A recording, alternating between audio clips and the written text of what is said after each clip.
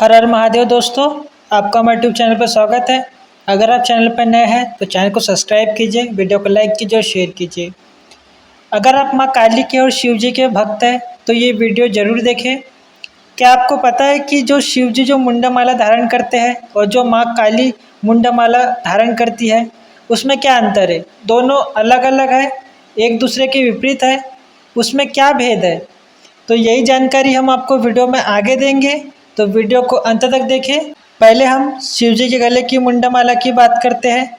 तो शिव जी के गले में जो मुंडा माला है वह कपाल कंकाल वाली माला है, मतलब कि उस मुंडा पे ना ही कोई चेहरा है, किसी भी तरह का मांस नहीं है, वो केवल हड्डी है, यानी उसका कोई नाम नहीं है, कोई पहचान नहीं है। पर जो माँ काली के गले की मुंडा माला है वह गर्दन काट के तुरंत बनाई गई है। अभी भी उससे रक्त टपक रहा है और जो मुंड है उस पर अभी भी चेहरा बना हुआ है, उसके ऊपर मांस है, यानी कि उसकी पहचान अभी भी बनी हुई है। तो शिव जी की माला और माँ काली की माला में क्या अंतर है, क्या भेद है?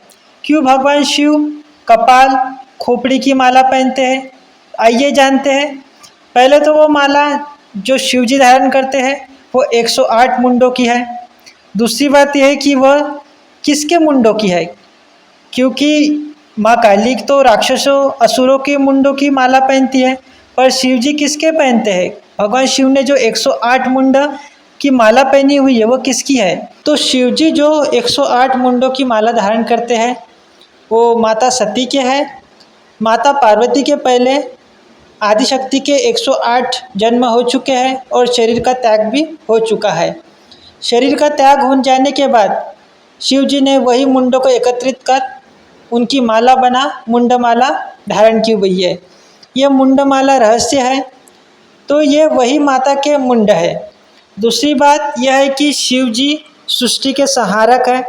उनका काम सृष्टि को पुनः प्रारंभ करने के लिए सृष्टि का संहार करना है, क्योंकि सृष्टि के 3 क्रम है: सृष्टि को बनाना, उसका पालन करना और अंत में उसको लय प्रदान करने के लिए उसका संहार कर देना। ये जो सृष्टि है, जो संसार है, ये माया है और माया के बाद जो बचता है वो भस्म और कंकाल ही है।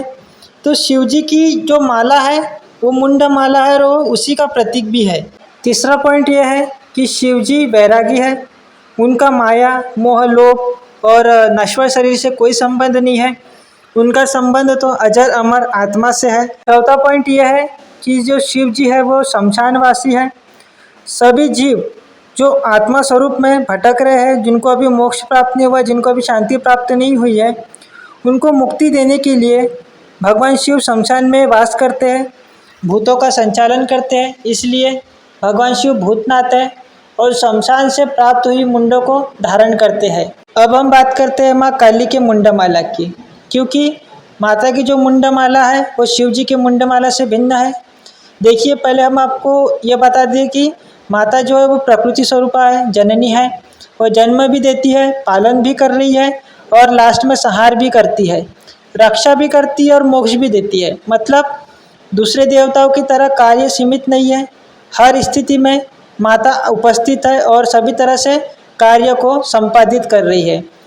माता खुद महामाया है, माता खुद माया में जीव को फंसाती है और बारंबार जन्म भी देती है और बारंबार काल बन के उसे ग्रास के रूप में ग्रहण भी कर लेती है। माता संसार में निरंतर लय बनाने के लिए, निरंतर सृष्टि का संचालन हो, इसके लिए पहले जीव को जन्म भी देती है, फिर उसका पालन भी करती है, उसे मोह में भी डालती है और जब जीव मोह में पड़ जाता है तो उसका अतिक्रमण भी उसकी कर्मों के हिसाब से करती है।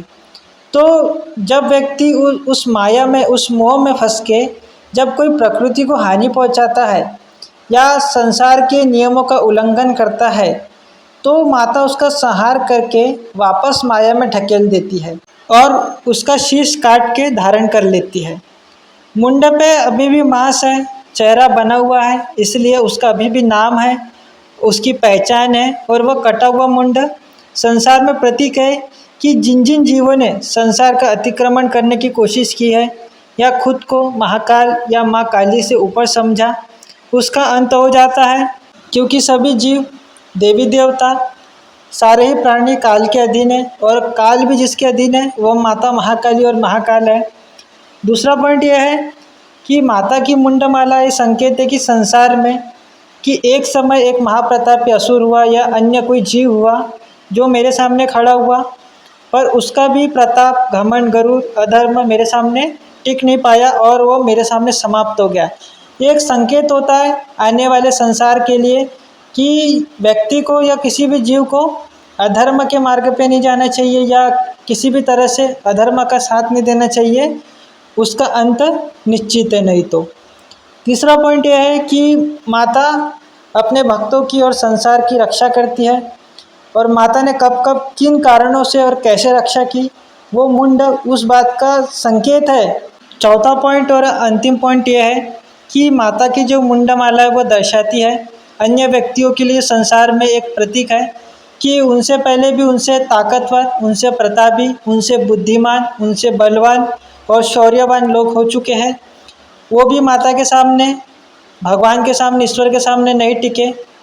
तो हमें भी जो उन्होंने गलती की अधर्म के रास्ते पे जाके उन्होंने जो अतिक्रमण करने की कोशिश की भगवान के नियमों का और खुद को शिव जी और माता महाकाली के ऊपर समझने की कोशिश की, वो मूर्ख थे। तो वही गलती अन्य जीव आने वाले ना करें और खुद को भक्ति मार्ग में लगाए, तो ये भी एक संकेत है। तो इस तरह से हमने आपको भोलेनाथ और माता महाकाली के जो गले में मुंडमाला है उसमें हमने आपको एकदम सरल भाषा में अंतर बताया कि दोनों में क्या फ़र्क है। आशा है आपको हमारी दी हुई जानकारी पसंद आई हो। तो ऐसी जानकारी के लिए हमारे चैनल को सब्सक्राइब कीजिए, वीडियो को लाइक कीजिए और शेयर कीजिए। हर हर महादेव, जय माँ काली।